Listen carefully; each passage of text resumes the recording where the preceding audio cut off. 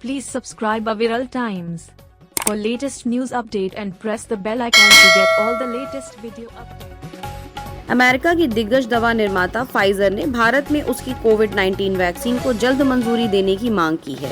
Company ने भारतीय अधिकारियों से कहा है कि उसका टीका भारत में फैले कोरोना वेरिएंट के खिलाफ काफी असरदार है और यह 12 वर्ष से अधिक आयु के बच्चों को भी लगाया जा सकता है। फाइजर ने कहा है कि भारत में फैले वेरिएंट के खिलाफ और भारतीय लोगों पर उसका टीका काफी प्रभावी दिखा है। इस टीके को 1 माह के लिए 2 से 8 डिग्री तापमान पर रखा जा सकता है।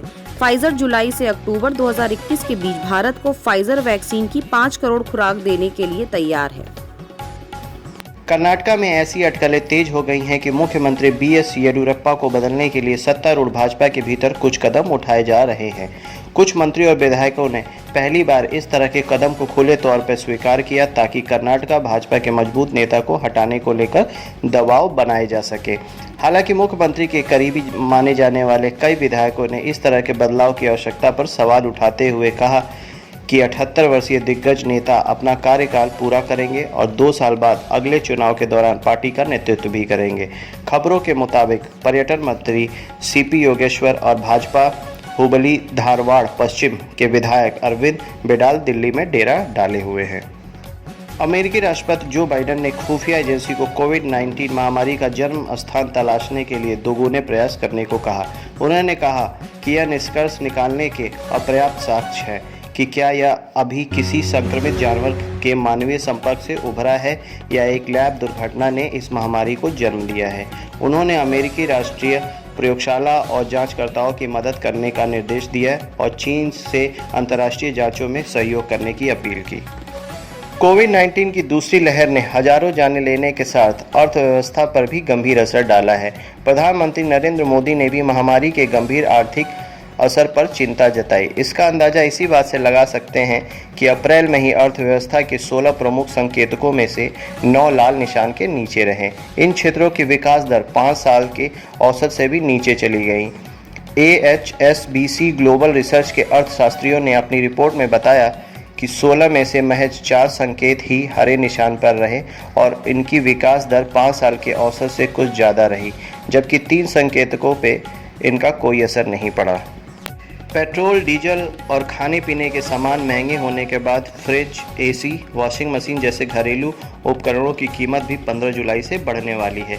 दरअसल कमोडिटी तांबा, कॉपर, एल्युमिनियम, स्टील की कीमत में तेजी और उत्पादन लागत बढ़ने से निर्माता कंपनियों जुलाई के मध्य से इनकी कीमतें 10 से 15% बढ़ा सकती है।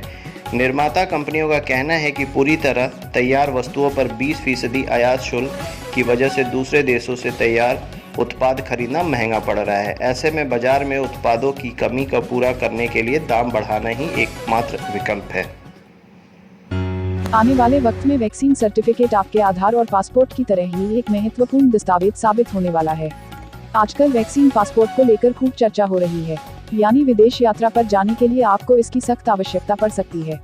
यही नहीं, देश के अंदर भी जैसे कई राज्य बीच बीच में निगेटिव रिपोर्ट मांगते हैं, उसकी जगह वैक्सीन सर्टिफिकेट ही कारगर हथियार साबित होने वाला है।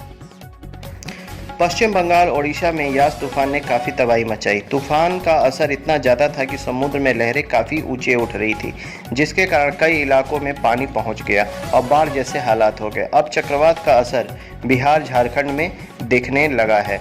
मौसम विभाग ने जानकारी दी कि तूफान कमज़ोर होकर गहरे दबाव में बदल चुका है। पश्चिम बंगाल में दीघा और उसके आसपास स्थानों पर तूफान यास ने बड़ी तबाही मचाई। समुद्र तट के निकट की कई सड़कें पानी से भर गई। बीते रात यास तूफान झारखंड की सीमाओं में प्रवेश कर चुका है, जिसका असर सुबह से राज्य में दिख रहा है। आज दोपहर तक तूफान के कारण कोल्हान इलाके में 90 किलोमीटर प्रति घंटे की रफ्तार से हवा चलने की आशंका जताई गई है। बंगाल की खाड़ी से उठे चक्रवाती तूफान यास का असर पूर्वांचल के कई जिलों में दिखने लगा है। बिहार से सटे जिलों में कल रात से ही मौसम का मिजाज बदल गया है। वाराणसी, मिर्जापुर, गाजीपुर, आजमगढ़, बलिया, कुशीनगर, महाराजगंज समेत कई जिलों में सुबह से ही तेज हवाएं चल रही हैं।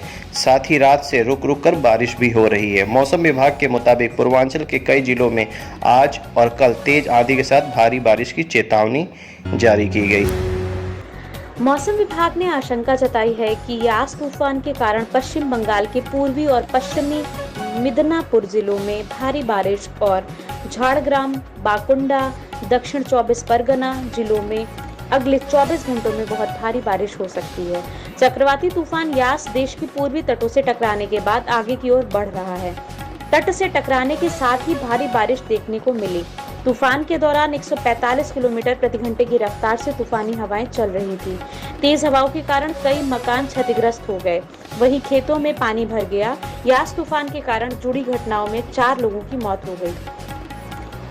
केंद्रीय मंत्री नितिन गडकरी ने अफसोस जताया कि राष्ट्रीय राजमार्गों के किनारे वृक्षारोपण का काम अच्छे से नहीं किया गया। उन्होंने कहा कि जहां तक पेड़ पौधे लगाए जाने का संबंध है, एक भी राजमार्ग सड़क को दुरुस्त नहीं ठहराया जा सकता। मुझे कोई ऐसा राजमार्ग नहीं दिखा जहां अच्छे से पेड़ पौधे लगे हों। यह पूरी तरह से लापरवाही है। अधिकारियों से रहित राजमार्ग नीति को बढ़ावा देने की बात कही। उन्होंने कहा कि इसके लिए राष्ट्रीय राजमार्गों के किनारे पेड़ लगाने के लिए इस क्षेत्र के विशेषज्ञों को शामिल किया जाना चाहिए। केंद्रीय स्वास्थ्य मंत्रालय के मुताबिक केंद्र ने 30 अप्रैल 2020 को भारत इलेक्ट्रॉनिक्स लिमिटेड BEL से 30,000 वेंटिलेटर 1,513.92 करोड़ रुपए में खरीदे। इसके बाद कुछ अन्य भारतीय कंपनियों से 818.08 करोड़ रुपए के 28,850 वेंटिलेटर और खरीदे गए। इनमें एक्वा हेल्थकेयर से 10,000, AMTZ बेसिक से 9,500, AMTZ हाई एंड से 4,000, ज्योति CNV ऑटोमेशन से 5,000 और एलाइट मेडिकल से 350 वेंटिलेटर खरीदे गए। हालांकि सरकार ने यह नहीं बताया कि यह वेंटिलेटर कहां और कितनी संख्या में भेजे गए। गुजरात में ब्लैक फंगस की भयावहता के मद्देनजर सरकार की व्यवस्था पर सवाल उठाते हुए गुजरात हाईकोर्ट ने दवा के वितरण पर जारी अधिसूचना को अस्पष्ट और त्रुटिपूर्ण बताया। कोर्ट ने कहा कि सभी जिलों की अपनी विशेषज्ञ कमेटी होनी चाहिए जो यह तय करे कि उन्हें कितनी दवा की आवश्यकता है। हरिद्वार जिले के ज्वालापुर विधानसभा क्षेत्र के भाजपा विधायक सुरेश राठौर को अश्लील वीडियो का डर दिखाकर ब्लैकमेल कर रंगदारी मांगने के मामले में पुलिस ने एक महिला नेत्री समेत 5 लोगों को गिरफ्तार किया। गिरफ्तार महिला भाजपा की नेत्री बताई जा रही है, जबकि गिरफ्तार 4 में से 3 खुद को पत्रकार बता रहे हैं। उत्तर प्रदेश में पिछले 24 घंटों में कोरोना के 3371 नए मामले सामने आए। लखनऊ में मात्र 129 मरीज मिले। अब यहां कुल 4271 एक्टिव केस हैं। लखनऊ में पिछले 24 घंटे के दौरान 536 लोग संक्रमण को हराकर स्वस्थ हुए और 11 लोग जिंदगी की जंग हार गए। भारतीय राष्ट्रीय राजमार्ग प्राधिकरण NHAI ने देश भर में टोल नाकों पर वाहनों का प्रतीक्षा समय कम करने को लेकर टोल प्लाजों के लिए एक नई दिशा निर्देश जारी किए। उसने कहा है कि प्रत्येक वाहन को 10 सेकंड में सेवा दे देनी चाहिए। राजमार्ग पर वाहनों के दबाव के शीर्ष समय में भी यह समय सीमा अपनाई जानी चाहिए, ताकि वाहनों को कतार में कम से कम प्रतीक्षा करनी पड़े। यदि टोल पर किसी कारण वाहनों की कतार 100 मीटर से अधिक होती है तो उस स्थिति में सभी वाहनों को बिना टोल दिए जाने की अनुमति होगी, जब तक टोल नाके से वाहनों की कतार वापस 100 मीटर के अंदर नहीं पहुंच जाती। कई लोग एक ही मास्क को बिना धोए 2 से 3 दिन तक लगातार इस्तेमाल करते हैं, जो कि ब्लैक फंगस या संक्रमण के फैलने का सबसे बड़ा कारण है। प्रोफेसर अरुणा लोक चक्रवर्ती ने बताया कि जो लोग दिन में कम से कम 2 से 3 बार मास्क नहीं बदलते हैं, वह भी ब्लैक फंगस या संक्रमण की चपेट में आसानी से आ सकते हैं।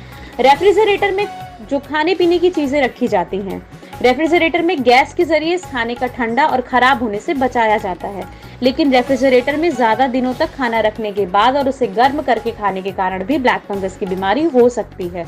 लंबे समय तक फ्रीजर को साफ न करने से नमी और हवा के संपर्क में आने पर खाने पीने की चीजों पर फंगस जमा हो जाता है, जो कि खतरनाक है। देश में पिछले 24 घंटों में कोरोना के 2,11,298 नए कोरोना केस आए और 3,847 संक्रमितों की जान चली गई। वहीं 2,83,135 लोग कोरोना से ठीक भी हुए हैं। देश में अब एक्टिव केस घटकर 24,19,907 हो गए हैं। राष्ट्रीय स्वयंसेवक संघ के सर कार्यवाह दत्तात्रेय होसबाले राजधानी की सियासी थाह लेने के बाद बुधवार रात दिल्ली लौट गए। माना जा रहा है कि उन्होंने संघ के स्थानीय पदाधिकारियों से बातचीत कर भाजपा व संघ परिवार के संगठनों के बारे में फीडबैक लिया है। केंद्रीय लोक निर्माण विभाग CPWD ने इंदिरा गांधी राष्ट्रीय कला केंद्र IGNCA परिसर से 1,838 पेड़ों को ट्रांसप्लांट करने का फैसला किया है, जिसे सेंट्रल विस्टा पुनर्विकास परियोजना के तहत 3 नए कार्यालय भवनों के निर्माण के वास्ते ध्वस्त करना प्रस्तावित है। संबंधित एजेंसी को 60 दिनों में पेड़ों को एक जगह से निकालकर दूसरी जगह लगाना होगा और 365 दिन ट्रांसप्लांट किए गए पेड़ों का रखरखाव करना होगा। CPWD ने कहा है कि पूरी परियोजना को लगभग 1.86 करोड़ रुपए की अनुमानित लागत से क्रियान्वित किया जाएगा।